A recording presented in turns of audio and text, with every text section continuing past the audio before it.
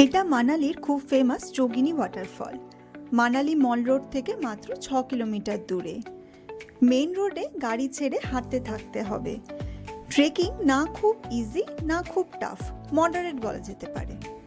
খানিকটা ওপরে উঠে চারপাশের ল্যান্ডস্কেপটা দুর্দান্ত লাগে। দূরে বরফে ভরা পাহাড়, নিচে বিয়াস নদী আর ছোট্ট ছোট্ট ঘরবাড়ি। এটা ছোট যোগিনী ওয়াটারফল। আরও অনেকটা ট্রেক করে উপরে উঠতে হবে মেইন যোগিনী ওয়াটারফল দেখতে।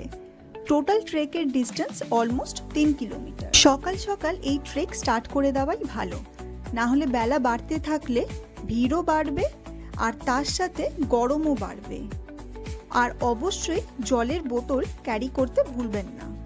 এই হচ্ছে সেই ওয়াটারফল যার জন্য 3 কিলোমিটার ট্রেক করে ওঠা।